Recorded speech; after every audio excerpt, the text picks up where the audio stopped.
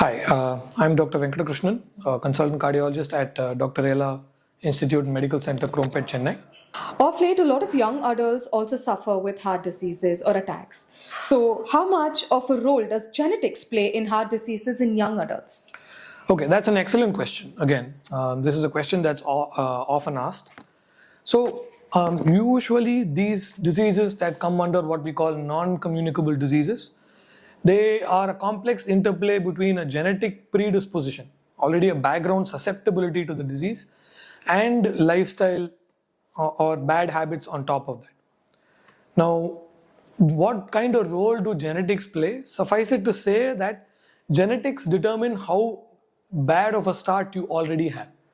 Now, what that means is, let's say this is the normal and then this is the disease point. For you to sink to this level, it has to be a combination of genetics and bad lifestyle. So, if genetics are against you, you start off at a much lower point, and it doesn't take too long of a duration to be in bad habits or too many bad habits for us to sink to a level where we find ourselves suffering from cardiovascular diseases. And one more thing I'd like to qualify about the genetic component to these things. There are actually two kinds of roles that genetics can play. One is direct genetic involvement. There are some people in whom they are born with very high cholesterol levels, what we call familial hypercholesterolemia. It's a complex term to tell you that you're born with a familial tendency to have very high cholesterol levels. This is one example of several diseases where directly genes can result in high cholesterol or high blood pressure, or certain diseases where it is inherent and it is present in the family, and these people more often than not develop diseases at a very young age. The other role that genetics play is that they play a background role in making you susceptible to overall cardiovascular illnesses. This is particularly prevalent in South Asian populations like Indian, Pakistani, Bangladeshi, Nepali, Sri Lankan patients.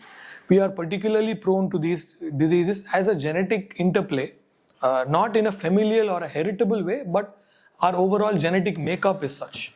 This is actually because our genes are trained for famine. So when we are in our mother's stomach, certain genes are switched on make sure that we will not perish by famine.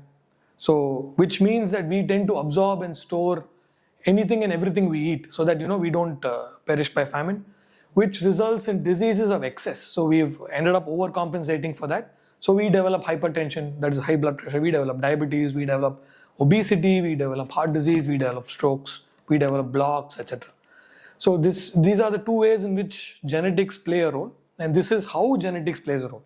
It determines how badly you start off, like at what level of a disadvantage you start off at, and then that will determine how much of how much of exposure to risk factors you need to suffer before you end up with the disease process.